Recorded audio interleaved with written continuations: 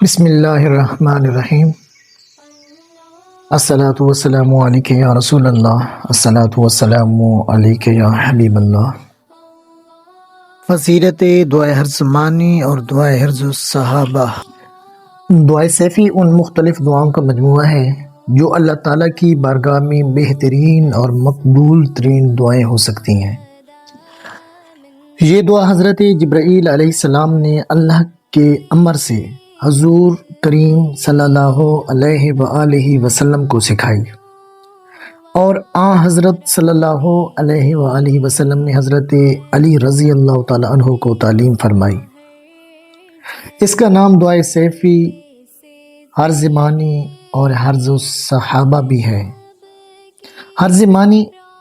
اس واسطے کہتے ہیں کہ یمن کا ایک بادشاہ جسے دشمنوں نے اپنی سلطنت سے نکال کر اس کے ملک اور سلطنت پر قبضہ کر لیا تھا، اس نے اپنے ملک اور سلطنت کی واپسی کے لیے بہت زیادہ کوشش کی، لیکن ہر دفعہ ناکام رہا۔ آخر کار ہر طرف سے مایوسی اور نا امید ہو کر یمن کا معزول اور مغلوب بادشاہ حضرت علی رضی اللہ تعالی عنہ کی بارگاہ میں حاضر ہو کر باطنی اور غیبی امداد کا طالب ہوتا ہے۔ آپ رضی اللہ تعالیٰ عنہ نے اس کے حال پر رحم فرما کر اسے یہ دعا لکھ کر دی کہ اسے پڑھا کرے، انشاءاللہ اس دعا کی برکت سے تجھے جلد ہی اپنی بادشاہی اور سلطنت واپس مل جائے گی۔ چنانچہ اس بادشاہ نے دعائے سیفی پڑھنی شروع کی اور اس کی برکت سے بہت جلد اسے اپنی کھوئی ہوئی یمن کی سلطنت واپس مل گئی اور اسے بہت ترقی و عروج حاصل ہوا، لہٰذا اس کا نام ہر زمانی پڑ گیا۔ بعدہ صحابہ، تابعین اور تبع تابعین، بلکہ تمام اسلامی دنیا میں اس دعا کا چرچا ہو گیا اور لوگ اس دعا کی برکت سے اپنی مرادوں اور مہموں میں کامیاب ہوتے رہے۔ حضرت پیر محبوب سبحانی حضرت شیخ سید عبدالقادر جیلانی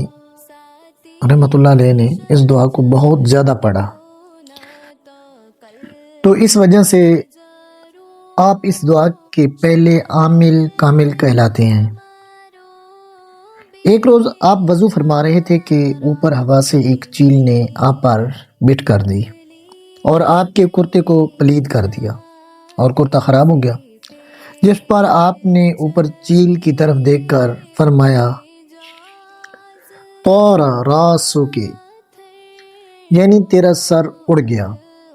اسی وقت چیل کا سر تن سے جدا ہو گیا اور وہ آپ کے سامنے زمین پر تڑپ کر مر گئی۔ اس وقت آپ رونے لگ گئے۔ آپ کے خادم نے جو وضو کر رہا تھا آپ سے عرض کیا کہ جناب کیا ہوا؟ ایک موذی مردار پرندہ ہلاک ہو گیا، اس کے لیے آپ رو رہے ہیں۔ اس پر آپ نے فرمایا کہ میں اس چیل کے لیے نہیں رو رہا، بلکہ میں اس لیے رو رہا ہوں کہ میں نے دعائے سیفی اتنی پڑھی ہے کہ میری زبان، میرے ہاتھ، میرے خیال، میری توجہ اور میری نگاہ، بلکہ میرا سب کچھ سیف الرحمن یعنی اللہ تعالیٰ کے امر کی ننگی تلوار بن گئی ہے۔ اللہ کے امر اور کن کی یہ ننگی تلوار قیامت تک آسمان اور زمین کے درمیان لٹکی رہے گی۔ چنانچہ آپ نے وہ کرتا اتار کر ایک مسکین کو بطور فدیہ دے دیا اور فرمایا ہاذا بہذا، یعنی اس چیل کی جان کا فدیہ ہے، اور نیا کرتا منگوا کر زیب تن فرما لیا۔ تمام دعوتوں اور خصوصاً اس دعا سیفی کے عمل کی کلید اور کنجی حضرت پیر محبوب سبحانی قدس سے سراہا کے حضور سے طالبان دعوت کو عطا ہوتی ہے۔ خاندان قادری میں اس دعا سیفی کا بڑا عمل چلا آتا ہے۔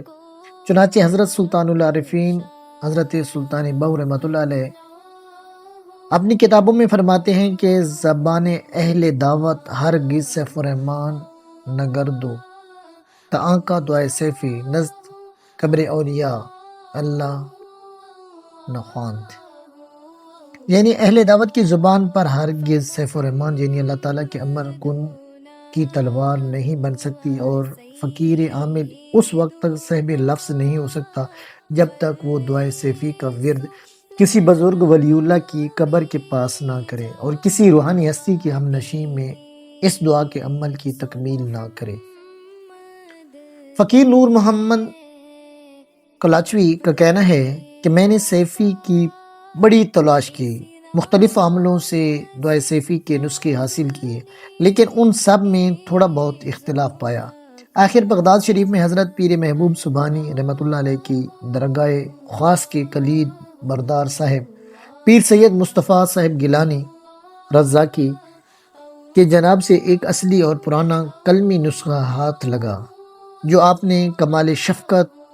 اور مرحمت سے اس فقیر کو اپنے پرانے حضرت محبوب سبحانی پیر صاحب قدس سرا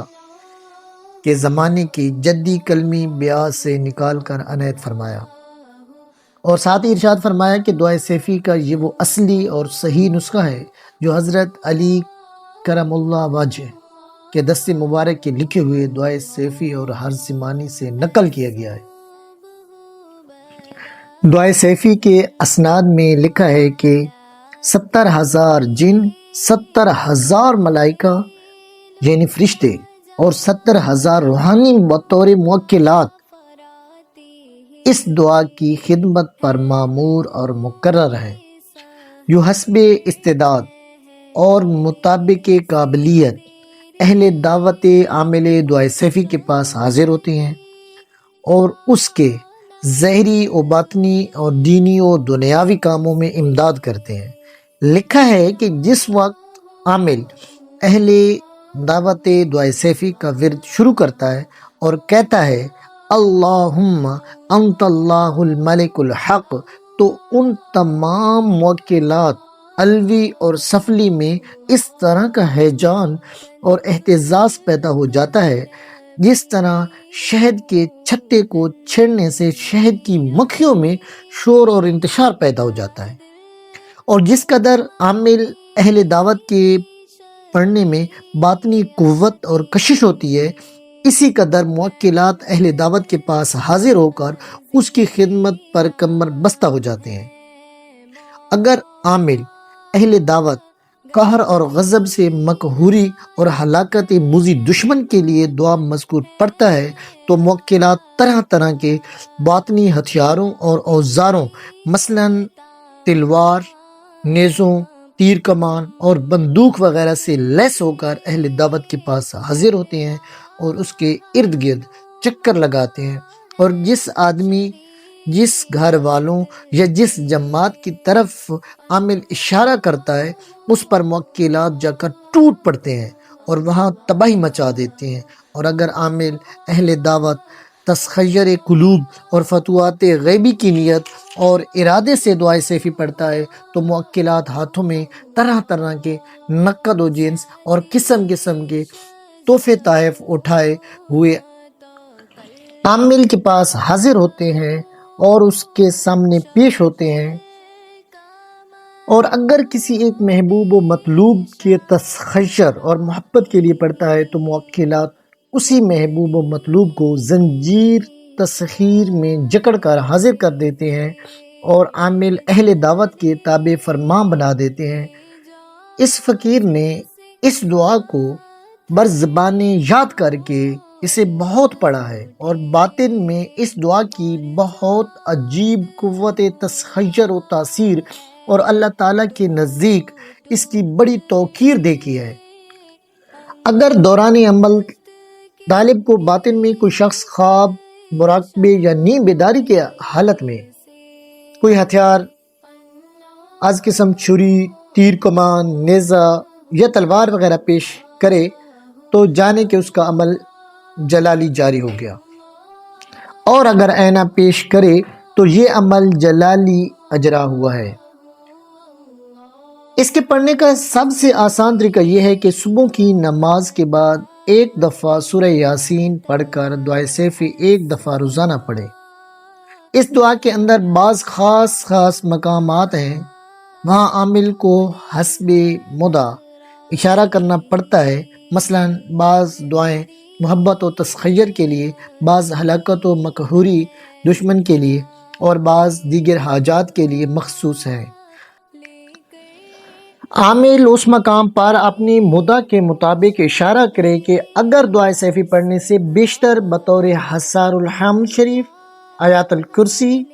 اور چاروں کل پڑھ کر اپنے اوپر دم کرے اور بعدہ سورہ یاسین اور دعائے سیفی پڑھے تو بہت بہتر ہے۔